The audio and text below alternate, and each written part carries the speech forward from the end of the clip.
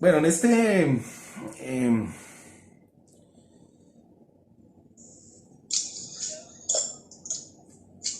en este seminario, por llamarlo de alguna manera, de teorías del territorio, eh, vamos a abordar en esta primera sesión un asunto que es de rudimentos, ¿no? De conceptos previos sobre epistemología.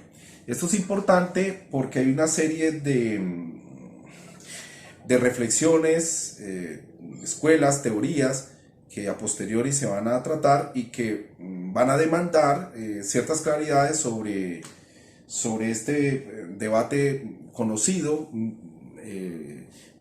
por decirlo de alguna manera, milenario de la epistemología. Entonces, es importante que yo aborde este asunto desde un comienzo, ¿no?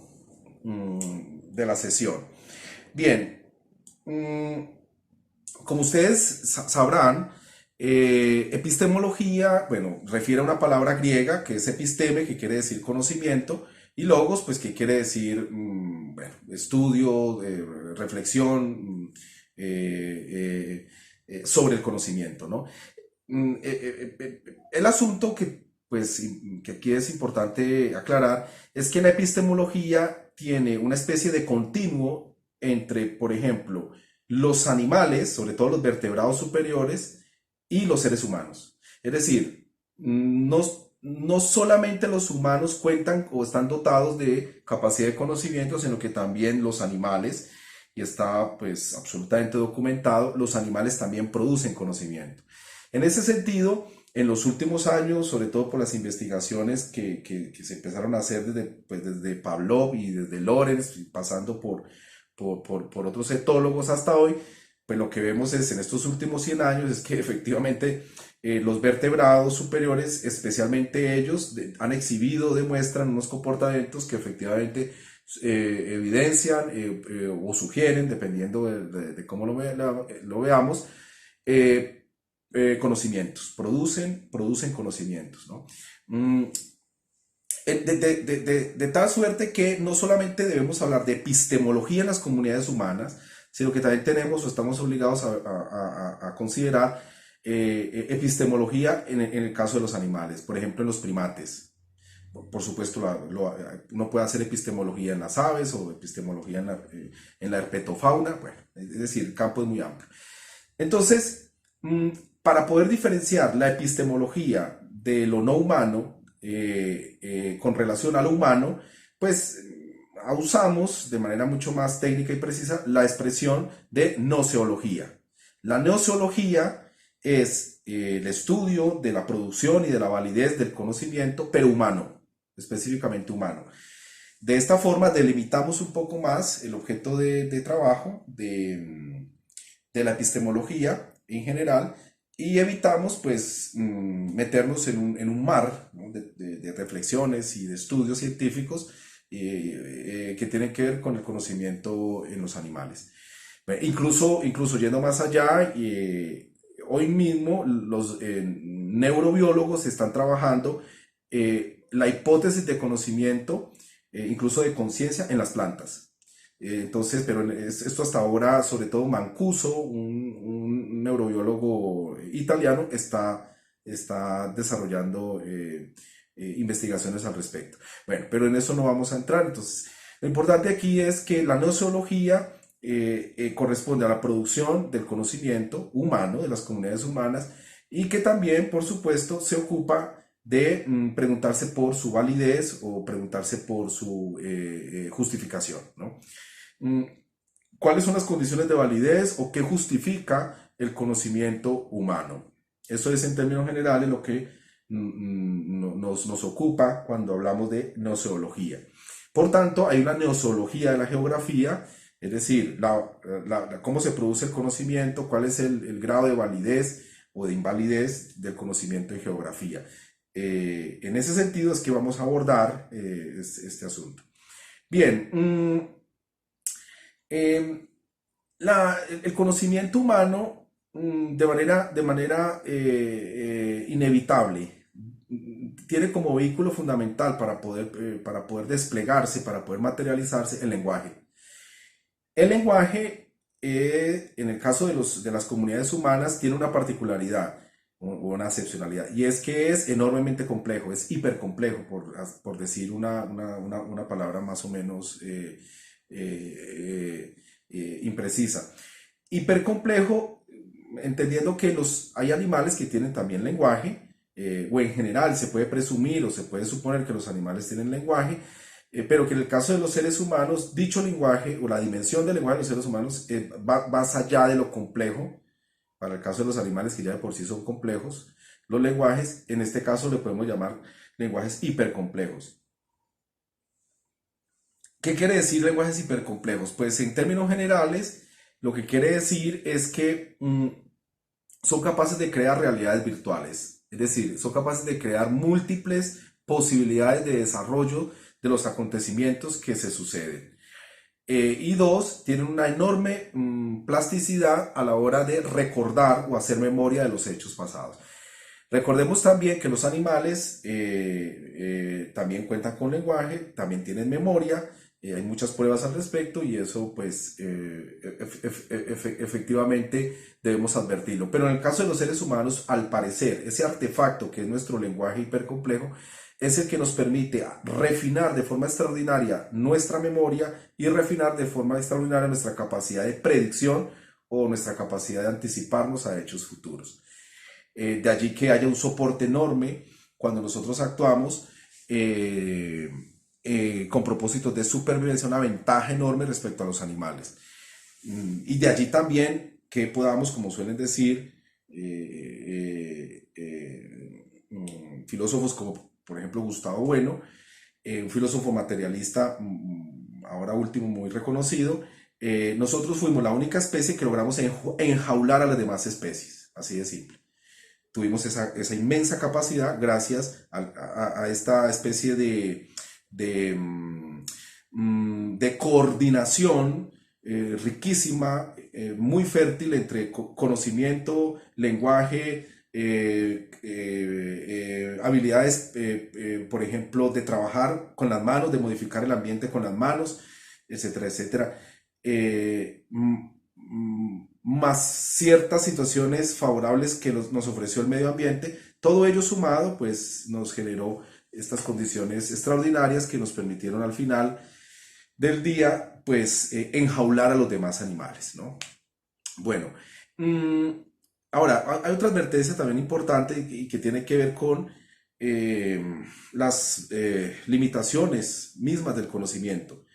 En el caso de los seres humanos, el conocimiento, y de los animales también, pero en este caso de los seres humanos, tiene una suerte de deficiencia que al mismo tiempo podría verse como una fortaleza, y es que de por sí reduce la complejidad de lo real.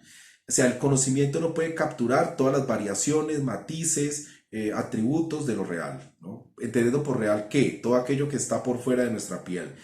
Pero también debemos aceptar que existe otro nivel de realidad que es lo que está de nuestra piel hacia adentro, que le podemos llamar endomaterialidad o una realidad interior, ¿no? Que existe también, etcétera, etcétera, y que no vamos a entrar en detalle, pero esa realidad interior también la podemos conocer y efectivamente tampoco la podemos conocer en su totalidad, igual que sucede con la realidad exterior. Bien, eh, una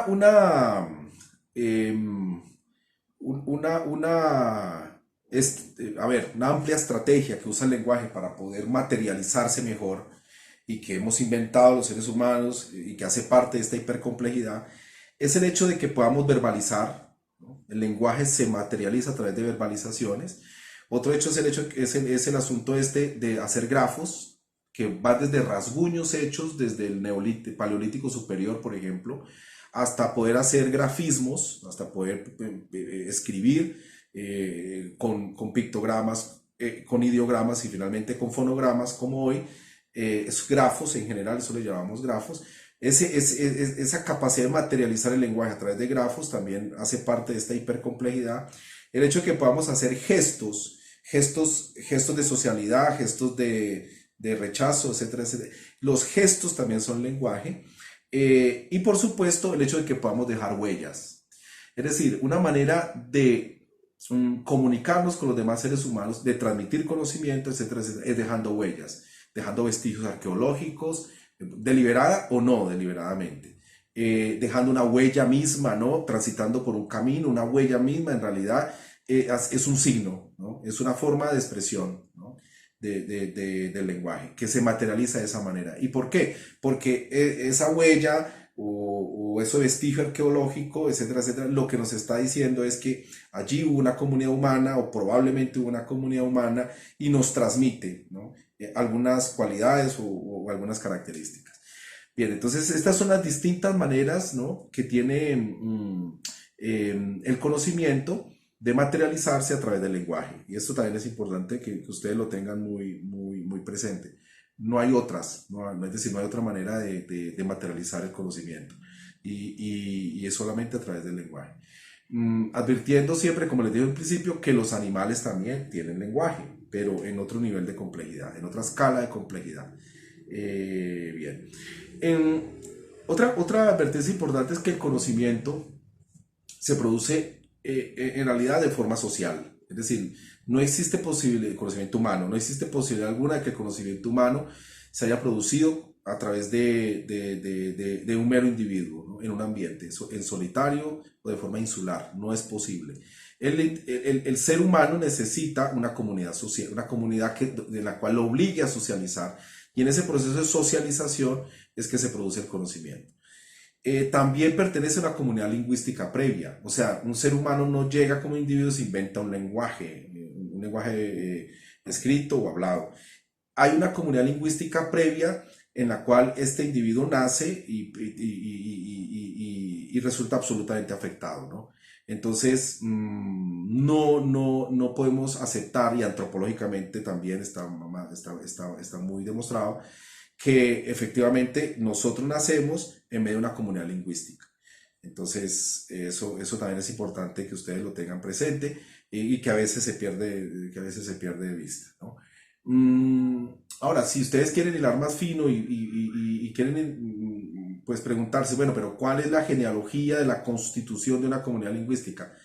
Eso va millones de años atrás, ¿no? Y todavía no hemos dado cuenta en realidad de eso, desde el momento mismo en que empiezan a aparecer las distintas diversificaciones, y en una de ellas el Homo sapiens sapiens, ¿no? Porque los demás humanoides, pues finalmente, humánidos, finalmente no pudieron sobrevivir por muchas razones, pero desde ese momento, que se ubican 2.4 millones de años e incluso se ubica un poco más atrás, desde ese momento de bifurcaciones donde el Homo sapiens sapiens empieza a separarse de sus demás troncos evolutivos de humanoides, por decirlo de alguna manera, nosotros estamos construyendo comunidad lingüística y por tanto también estamos construyendo conocimiento y por tanto lenguaje. Entonces no se puede separar una cosa de la otra y es muy difícil reconstruir este proceso. Pero esos son los antecedentes y en estos términos es que debemos entender este asunto de la producción de conocimiento. Bien, el conocimiento lenguaje, que vamos a ponerlo en una sola esfera, conocimiento lenguaje, tiene en su seno varios componentes, que eso también cuando uno produce conocimiento a través del lenguaje, hay un componente emocional o intencional, por decirlo de alguna manera, es decir, hay una serie de emociones que tienen que ver con ira, que tiene que ver con dolor, que tiene que ver con temor, que tiene que ver con miedo, que tiene que ver con fobias, que tiene que ver con placer, que tiene que ver con hambre, con sed, etcétera, etcétera. Hay una serie de emociones que no son sentimientos, en principio son emociones, que están detrás, ¿no? De la producción de conocimiento y de lenguaje. Hay otro nivel mucho más refinado que son ya el nivel de sentimientos, que son racionalizaciones de las emociones. Que usualmente no se pueden percibir, no se pueden ver, ¿no? Sino que, a ver, la ira, el odio, el hambre, la sed, se puede percibir desde fuera, un agente externo. En cambio, los sentimientos no se pueden percibir, es muy difícil que se puedan percibir desde fuera. Entonces tenemos también sentimientos que están en la base de la producción de conocimiento y de lenguaje. Bien, el lenguaje también tiene otra característica importante, es que también es descriptivo, es decir, también se refiere a cosas. del mundo exterior o del mundo interior, el mundo exomaterial, el mundo de la realidad exterior o el mundo endomaterial, que es el mundo de la realidad interior. El lenguaje descriptivo también. Incluso en expresiones como ahora mismo está lloviendo, que está haciendo una descripción pura y dura de lo que está sucediendo frente a los ojos, esa descripción también está cargada o cruzada de emociones, ¿no? Podrían tener que ver con la melancolía, con, no sé, con la soledad o con la serenidad, pero bueno. El asunto es que el lenguaje no está solito y aislado de emociones o de sentimientos. Y el lenguaje también es prescriptivo. ¿Qué quiere decir prescriptivo? Que sigue normas o que aplica o impone normas. El lenguaje no está allí neutral, ¿no? En solitario, describiendo fríamente el mundo, sino que también está diciendo cosas que pertenecen a la esfera del deber ser. Por ejemplo, si yo hablo en castellano, en realidad estoy desplegando una gramática que del siglo XVI se organizó más o menos bien con la obra de Nebrija a hoy, y que obviamente eso no es un capricho espontáneo de un grupo de lingüistas, sino que en realidad obedeció a un proyecto imperial, ¿no? De expansión de una lengua. El hecho de que yo elabore una frase en castellano también implica un proceso potencial de comunicación. Es decir, yo deseo que los demás me escuchen o deseo que los demás se enteren sobre lo que yo estoy diciendo. Es decir, hay una voluntad de afectación social, ¿no? Hay una voluntad, incluso puedo ir más allá y decir, hay una voluntad de poder, ¿no? Una voluntad de vida, según la cual los demás me deben escuchar. Bueno, no vamos a entrar en más detalles sobre este asunto, pero el lenguaje es, en resumen, es emocional, está revestido de sentimientos, es descriptivo y también es prescriptivo o trata de regular realidades. Y esto es muy importante que lo veamos desde un principio, porque no se puede producir conocimiento vía lenguaje que reduzca al mínimo o que reduzca a cero las influencias de las emociones o de los sentimientos, o por ejemplo de las normas o de las prescripciones que en su seno, ¿no? Desarrollan, ¿no? Es imposible, ¿no? Uno puede tratar de controlar, ¿no? De poner ciertos límites, pero desafortunadamente o afortunadamente, dependiendo de las perspectivas, el conocimiento contiene, vía lenguaje, contiene esas características. Bueno, mm, como les había anticipado, el lenguaje también tiene eh, la capacidad de esconder conocimientos, ¿no? El lenguaje mismo está dotado de esa capacidad, voluntaria o involuntariamente el lenguaje esconde conocimientos, no todo lo que yo sé, no todo lo que yo imagino, no todo lo que yo puedo racionalizar, lo puedo expresar a través del lenguaje. También reduce la complejidad de los sentimientos, también reduce la complejidad de las emociones, eh, eh, hasta cierto punto. Y eso también es una limitante, ¿no? Es una limitante muy, muy, muy potente que tiene el lenguaje. Eh, Bien, ahora, dando un salto mortal, hay una diferencia entre este lenguaje que yo acabo de explicar, que en términos de, por ejemplo, de filosofía analítica, se le llama lenguaje natural o lenguaje cotidiano, a un tipo de lenguaje mucho más sofisticado, mucho más especializado, que se viene construyendo sobre todo en la esfera de la geometría desde el siglo tercero antes de Cristo, que es el lenguaje científico. El lenguaje científico es distinto, bueno, distinciones de grado me refiero acá, respecto al lenguaje natural o al lenguaje cotidiano.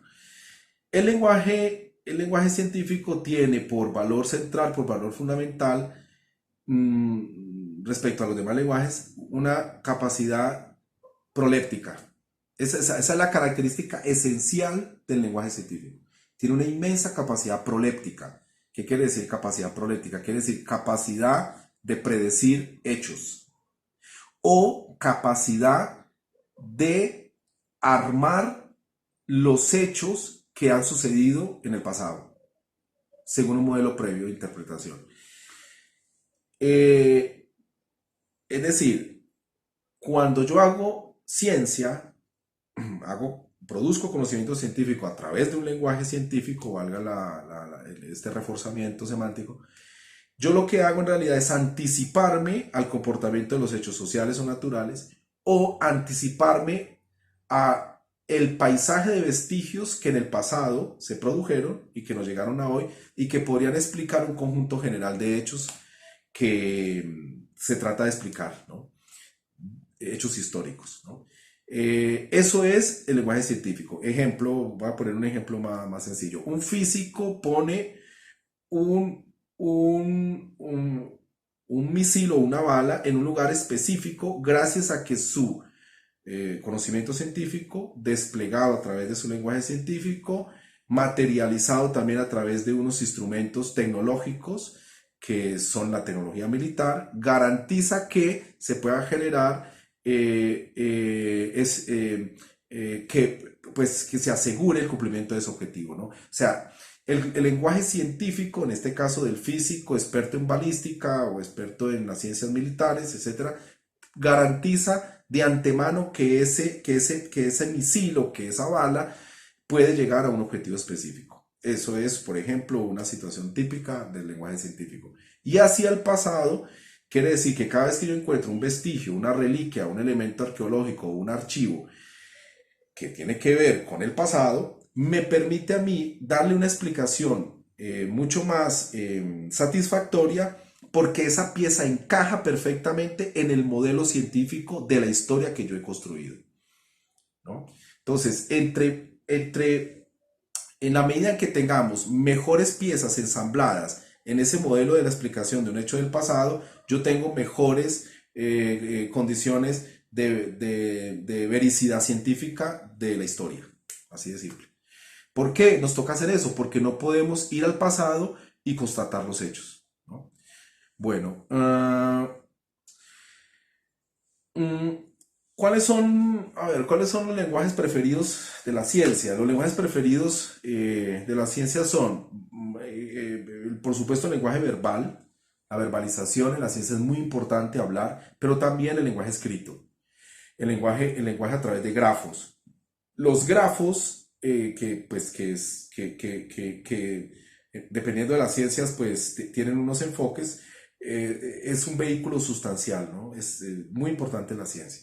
En el caso de la matemática, la física, etcétera, etcétera, se usan grafos que tienen que ver, pues, con formas geométricas, que tienen que ver, por ejemplo, con algoritmos, bueno, en general, ese tipo de expresiones que son conocidas ya por ustedes. Y en el caso de las redes sociales se usa con más solvencia el lenguaje alfanumérico que llamamos, ¿no? El lenguaje donde hay un gran despliegue prosaico, ¿no? De descripciones sobre los hechos, etcétera, etcétera, y donde las cantidades numéricas pues, juegan un papel menor.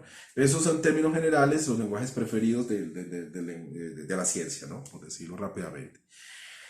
Por supuesto, también existen otros lenguajes, el lenguaje mítico, el lenguaje religioso, el lenguaje protocientífico, que es, por ejemplo, a ver, el lenguaje protocientífico es el de, a ver si ustedes recuerdan, de los presocráticos.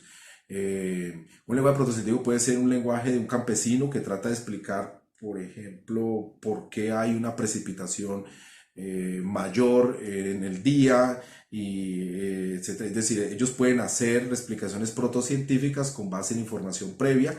Bueno, en el lenguaje cotidiano, la gente, ¿no? Desde un campesino, un trabajador, una persona de a pie puede hacer uso de explicaciones protocientíficas. Y metafísicas también, ¿no? También existe un lenguaje metafísico, eh, a ver, que rápidamente se distingue de los demás porque construye racionalmente el mito. O sea, tiene un gran poder de construcción racional de los mitos o de las creencias. Eso es en términos generales la metafísica. Y pues uno también pues, hace explicaciones metafísicas e incluso hay metafísicas materialistas. Metafísicas materialistas en este sentido, de que yo, sin tener evidencias, pongo en el principio de todo lo que existe un elemento físico como elemento explicativo de todo lo que existe. Ejemplo, el Big Bang. Yo digo, en el principio fue el Big Bang. ¿Qué había antes del Big Bang? No sé, pero en el principio o como causa o como causa no causada está el Big Bang. Y ya. Eso es metafísica materialista. Un ejemplo típico y en esto pues incurren los físicos, los cosmólogos, etc. O sea, eso no solamente es una cosa exclusiva de gente delirante, sino que en realidad los científicos necesitan construir modelos metafísicos, ¿no? Muchas veces. Los científicos sociales y los científicos de la naturaleza. Bien, en general, la única diferencia en realidad seria que podemos encontrar entre el lenguaje mítico, el lenguaje religioso, el lenguaje metafísico, el lenguaje protocientífico con respecto al lenguaje científico es el hecho de que estos lenguajes no tienen una prolepsis adecuada, o sea, tienen una prolepsis mediocre, una capacidad de anticiparse a los hechos mediocre. ¿Qué quiere decir esto en últimas? Que no tiene la posibilidad de producir leyes científicas o de producir patrones científicos. En términos generales, la física, por ejemplo, la matemática, por ejemplo, suelen producir leyes que llamamos leyes universales. Eh, y más o menos en un intersticio está pues la química, por ejemplo, la biología, por ejemplo, donde el nivel o la escala de construcción de sus leyes ya no son universales, sino son más bien patrones regionales. Entonces le llamamos patrones, no le llamamos leyes, sino le llamamos patrones. Y en un nivel mucho más localista, pues tenemos patrones locales, ¿no?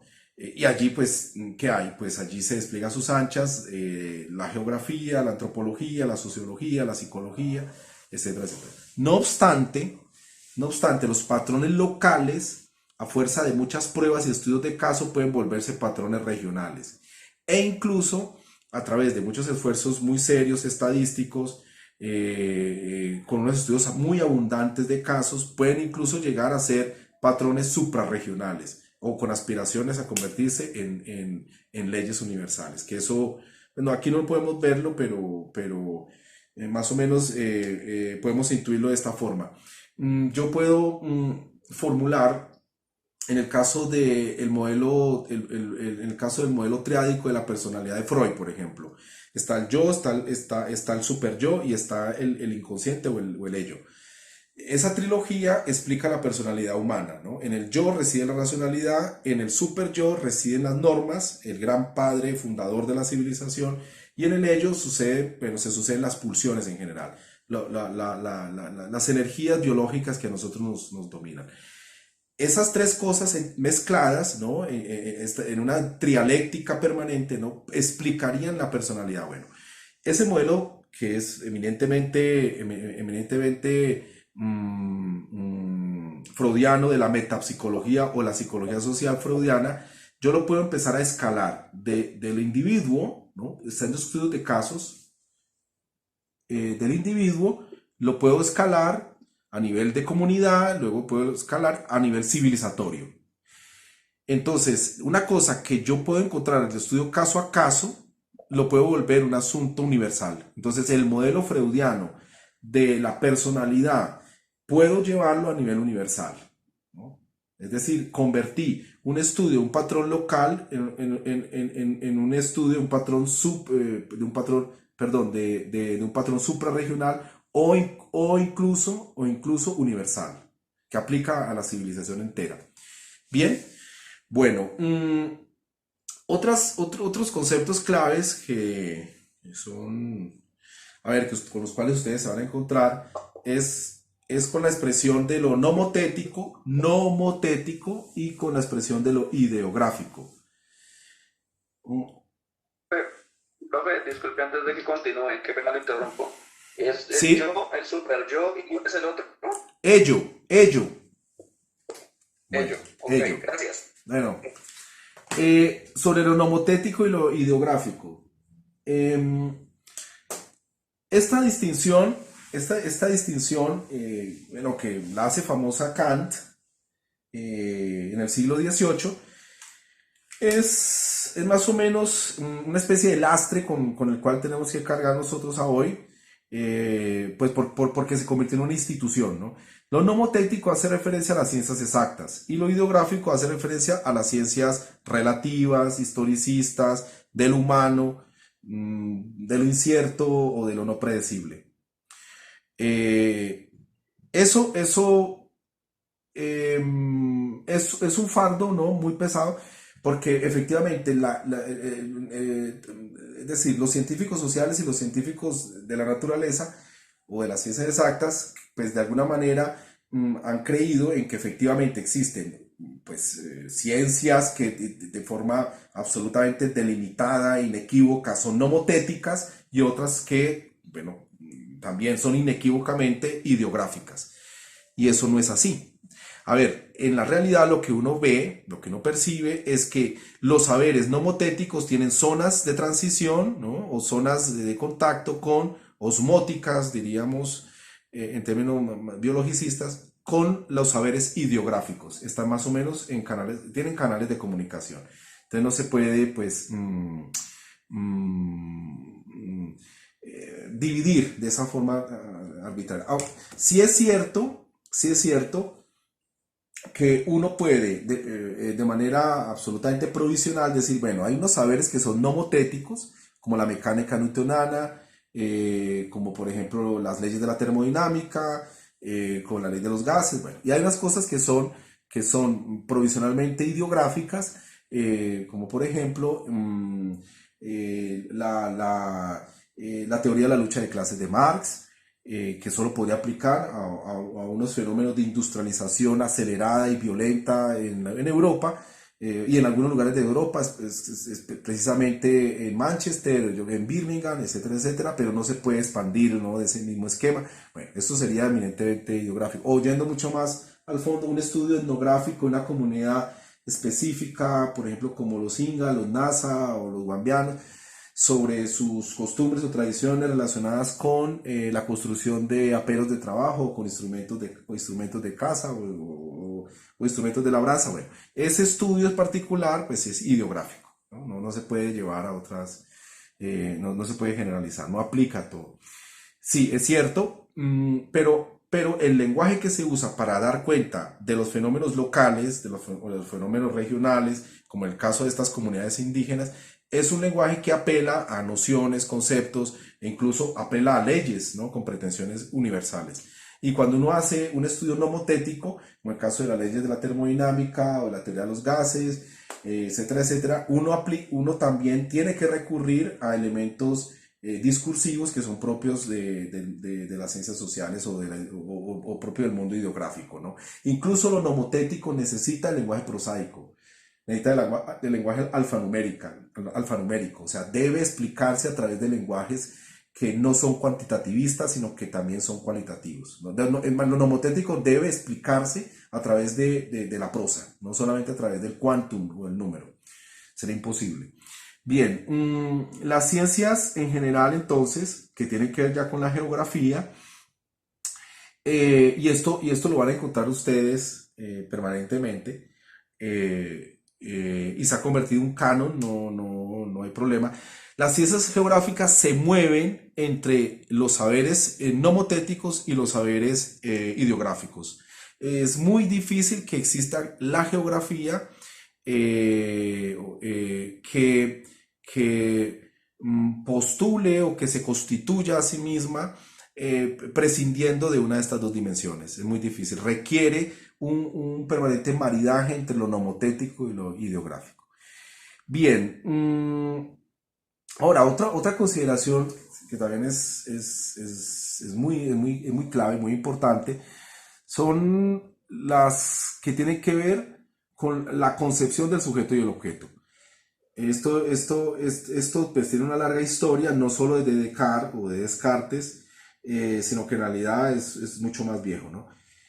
Nosotros solemos, a través de la filosofía, pues de fuentes euronorteamericanas, solemos dividir el sujeto del objeto.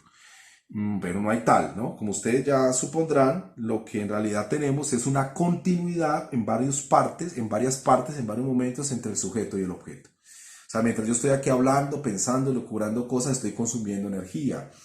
Al mismo tiempo, mis células o mis reacciones electroquímicas están cambiando. Incluso hay mutaciones diarias que se van produciendo a nivel genético. O sea, yo en realidad estoy en permanente conexión con una complejidad enorme de objetos que me rodean.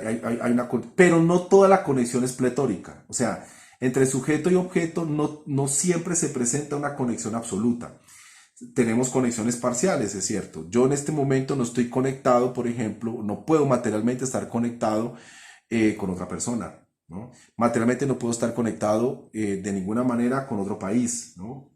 Ni con su gente, ni con su suelo, ni con su aire, etcétera, etcétera. Pero sí que tengo conexiones con otras cosas, ¿no? La conexión nunca es pletórica, o sea, completa entre sujetos y objetos. Mm. Bien, ahora, sobre el espinoso asunto de la verdad, que es un tema que también nos convoca acá. Eh, la verdad, en realidad es singular, es siempre singular, siempre hace referencia a hechos singulares. Por ejemplo, esta cama es doble, esta silla tiene cuatro patas, mataron a Gaitán, si alguien lo atestiguó, está lloviendo. La verdad siempre es singular. Y en realidad solamente se pone en duda cuando en una comunidad lingüística alguien interpela. En una comunidad lingüística alguien dice, mire, eso no es cierto, no diga mentiras, ¿no? Yo estuve allí, etcétera.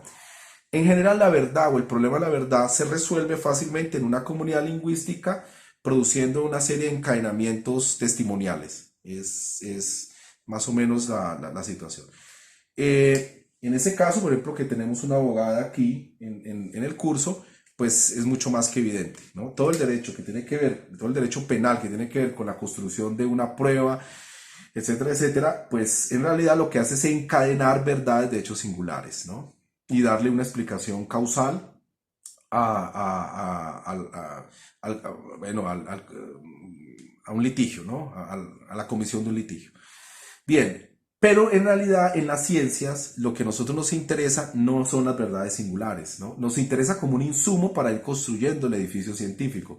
Lo que a nosotros nos interesa en realidad de esto es la validez del lenguaje, no la verdad en el lenguaje. La validez es un asunto distinto, completamente distinto. ¿Por qué? Porque en la validez del lenguaje lo que estamos disputando es si mi explicación es o constituye un patrón o si eso constituye una ley, así de sencillo.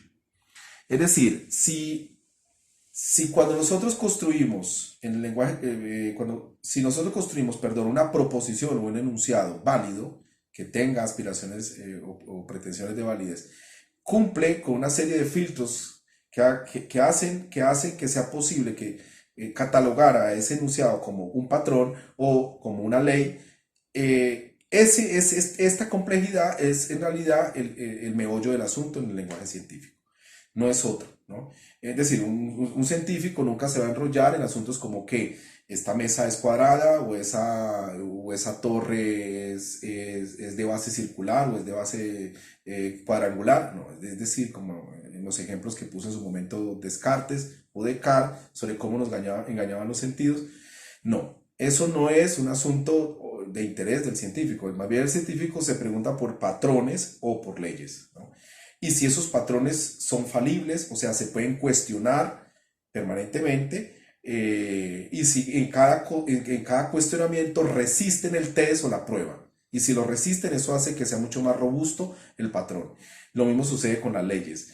Si la ley pasa las pruebas del caso a caso, etcétera, etcétera, las leyes se vuelven más robustas, etcétera, etcétera, y finalmente se convierte en una ley reconocida por una comunidad científica. A ver, la validez por eso necesita una comunidad lingüística que la legitime más o menos. Es una comunidad pequeña, no es una comunidad amplia, pero necesita que la legitime. Si eso no sucede, pierde validez, así de sencillo.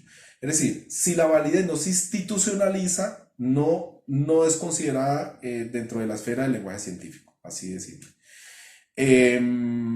Robert Merton, un sociólogo de la ciencia muy importante que, por ejemplo, sociología se lee mucho, debatió este asunto y bueno, pues aquí esto todavía no está agotado, pero pues en general, ¿qué encuentra? Pues que efectivamente las grandes investigaciones científicas que producen leyes universales se hacen por pura iniciativa y creatividad propia del científico y por que se produce una legitimidad o un reconocimiento de la comunidad científica en la cual está ubicado este investigador. Es decir, es el reconocimiento de la comunidad y la creatividad y el interés personal de este investigador lo que va dando lugar, va produciendo estos sistemas, ¿no? científicos que son considerados leyes científicas universales importantes. Pero bueno, sobre esto hay todavía un gran debate, pues porque hay otros que consideran, otros autores que consideran bueno, que eso es relativizable, que efectivamente hay leyes científicas que se han producido a partir de preocupaciones de nivel técnico, sobre todo a nivel técnico o a nivel económico, ¿no? Exigencias o demandas que genera la economía, demandas que genera la técnica para mejorar los procesos productivos. Y que en ese sentido, pues, presionan y generan interés, inquietudes, etcétera, en resolver, en resolverlos, y de allí emerge o podría emerger una ley científica universal. Es otra línea de trabajo por ejemplo, en Bunge se relativiza un poco, a pesar de que Mario Bunge defiende la tesis de Robert Merton, el sociólogo de la ciencia. Bueno, a ver, las, las, las leyes universales y los patrones regionales que nosotros encontramos cuando estamos haciendo ciencia, lo mismo, tienen el mismo problema que tiene el lenguaje natural o el lenguaje cotidiano, y es que no pueden explicar todos los atributos o todos los casos. Es decir, es imposible que ellos agoten la complejidad de lo real. No hay otra manera, es decir, es una cosa inevitable o insalvable. Y porque existe siempre la pretensión, incluso en matemáticas, de hacernos creer de que cuando hablamos de un conjunto infinito es porque hemos agotado una vida infinita y hemos llegado al límite de lo infinito para poder enunciar una proposición absolutamente sólida y científica cuando decimos este es un conjunto infinito. No, eso no es cierto. Cualquier expresión que invoque lo inacabable, lo infinito, lo indeterminado, la incertidumbre, lo impredecible, en realidad es una expresión metafísica que se va delimitando, por supuesto, ¿no? Con pruebas empíricas, con hipótesis que se constatan, ¿no? Sistemáticamente, pero que nunca pueden alcanzar la explicación de todos los casos, o el caso a caso hasta el infinito, no se puede. Es siempre una posición metafísica, en este caso, pues le llamamos metafísica materialista. Eso es otra advertencia importante que ustedes deben tener. O sea, cuando un científico postula algo de esa manera rotunda y con la pretensión de que conoce todos los casos, está haciendo metafísica. Y eso les pasa a todos, ¿no? Sobre todo los matemáticos, los físicos teóricos. Bueno, incluso en ciencias sociales eso se suele, en algunos círculos se suele defender, ¿no? Pero bueno, en eso, pues, sobre todo son fanatismos que se van desarrollando dentro de las ciencias sociales y que hacen esas defensas absurdas. Bueno, en general la ciencia hace uso en realidad hace uso de dos grandes instrumentos. De otra manera sería imposible. Los aparatos, lo que llamamos los términos generales, los aparatos y los modelos explicativos.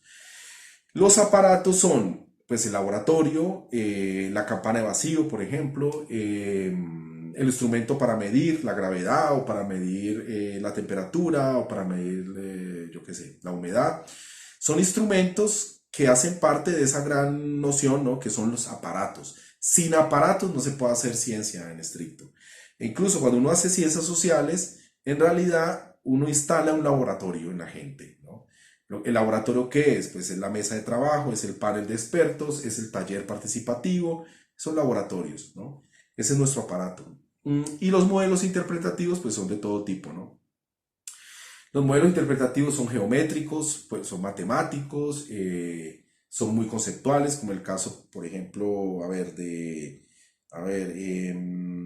cómo nace el lenguaje en los seres humanos, la hipótesis de ciertas estructuras universales innatas de Chomsky. Pues bueno, pues ese es mi modelo conceptual e interpretativo de que en realidad cuando uno nace lo que hace es como ubicar, ¿no? Una serie de nociones, ¿no? En una serie de categorías innatas previas con las cuales nacemos y que de esa forma se va estructurando el lenguaje. Mejor dicho, que nosotros no somos una tabula rasa, porque si lo fuéramos no podríamos tener lenguaje, ya, así de sencillo. Bueno, eso es mi modelo interpretativo y ya, no en ciencias sociales. Em, mm, por ejemplo, en el caso de las ciencias sociales, de las ciencias exactas, perdón, naturales y exactas, solemos ser muy obsesivos con la exactitud y la precisión, que son nociones más o menos distintas. La exactitud y la precisión se tienen que combinar para poder producir una buena medición. Bueno, no vamos a entrar en detalle, pero eso en un laboratorio es fundamental tenerlo en cuenta, ¿no? Lo mismo cuando hacemos estadísticas sociales, es decir, nosotros tenemos que tener una buena muestra de una población, hay que calcularla para poder extraer una buena media y a partir de esa media generar una serie de explicaciones sobre lo que está pasando. Bueno, también tenemos el uso de la estocástica o de las probabilidades, también hacemos regresiones o normalizaciones, bueno, en general, hacemos eso. Bueno. Para el caso de ustedes, que es geoestadística, o sea, estadística aplicada a los territorios, o que es estadística aplicada a las sociedades, a las poblaciones humanas, hay una ley, ¿no? Hay una ley que se usa. eh, eh, es muy difícil que esta ley se cuestione, que se llama la ley de los números grandes o la ley de Bernoulli de los números grandes. ¿Qué dice esta ley? Que cuando usted tiene cantidades enormes de individuos en una población, muchos individuos, la media de un atributo medido de ese conjunto enorme de individuos, ¿no? Tiene que ser un conjunto grande. La media explica en términos generales el comportamiento de esa población. Voy a decirlo de forma muy rápida, con un ejemplo muy biosocial. Ustedes pueden tomar, por ejemplo, la población de Ibagué y medir la estatura de toda la población de Ibagué. No importa la edad, medirlas. Bueno, van a encontrar que en la media, ¿no? Esa población tiende a 1,67 metros, un ejemplo. ¿Qué quiere decir? De que esa población, cuando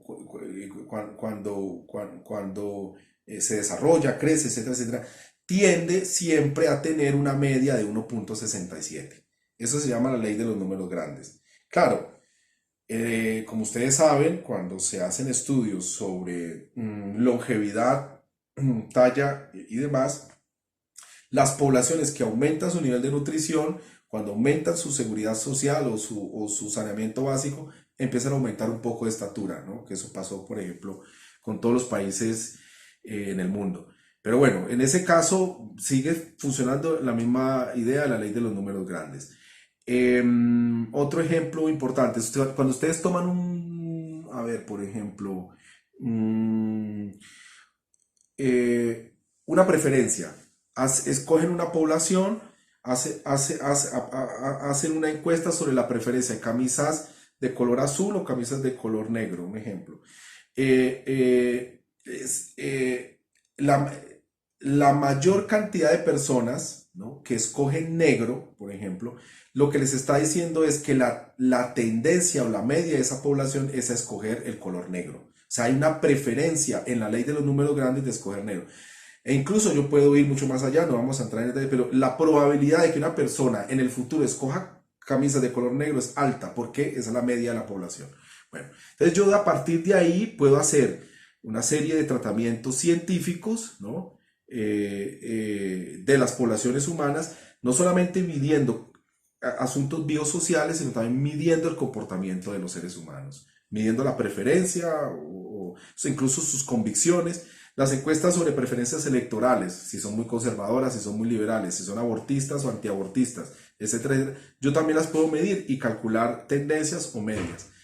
Bueno, pero aquí no, pues en este momento no podemos entrar más allá de estos ejemplos, pero es lo importante. Lo importante es que ustedes capturen la esencia de esta situación. Bueno, en últimas, lo que les estoy diciendo es que todos los objetos que en ciencias sociales se miden, en realidad se meten en un laboratorio, se someten a un modelo interpretativo. Por tanto, los objetos sociales en realidad que yo estudio científicamente son objetos construidos.